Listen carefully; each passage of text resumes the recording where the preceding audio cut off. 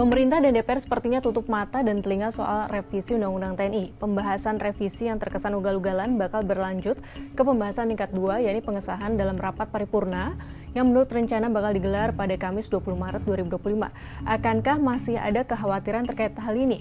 Pemerintah dan DPR pun serang balik kritik publik.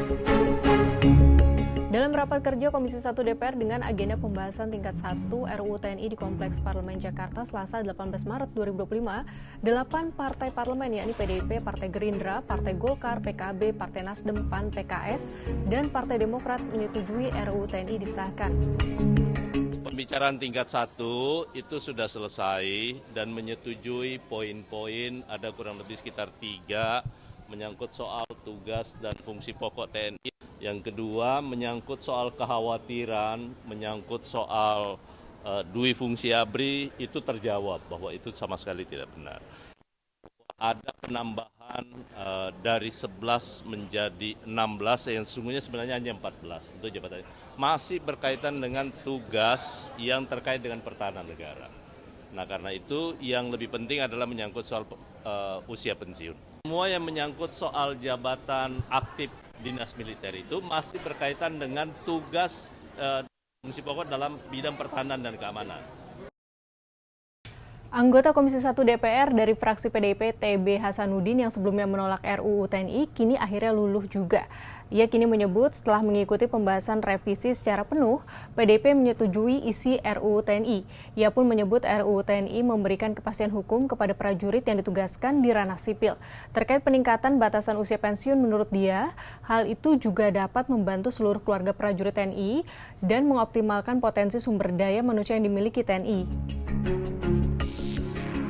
Senada dengan PDIP, anggota Komisi 1 DPR dari fraksi Partai Golkar, Gafriel Penovanto menyampaikan momentum revisi undang-undang sudah tepat untuk menyesuaikan usia pensiun guna mengoptimalkan sumber daya manusia di TNI. Selain itu, Golkar mengakui adanya kebutuhan prajurit di sejumlah kementerian dan lembaga. RUU TNI kini mengakomodasi kepentingan tersebut untuk meningkatkan profesionalisme prajurit dan menjunjung tinggi supremasi sipil. Sementara itu, pro kontra di ujung RUU TNI tetap ada. Mantan Menteri Pertahanan di era Presiden Gus Dur Mahfud MD menilai RUU TNI tidak seseram seperti yang dibayangkan publik karena materi revisi masih bisa diterima dan cukup fair. Mahfud menjelaskan substansi dalam revisi Undang-Undang TNI memang tidak terlalu ideal seperti desain politik pasca reformasi. Namun juga disebut mengembalikan dui fungsi TNI seperti di era Orde Baru juga tidak pas. Revisi Undang-Undang TNI saat ini misalnya tidak mengembalikan TNI ke posisi yang bisa mencengkeram jabatan-jabatan seperti kepala daerah dan anggota DPR. Sementara itu, Direktur Eksekutif Internasional NGO Forum on Indonesian Development, Siti Hoirun Nikmah memandang revisi Undang-Undang TNI sebagai langkah berbahaya dan menuju militerisasi institusi publik karena memperluas ruang lingkup penugasan TNI ke 16 kementerian atau lembaga sipil.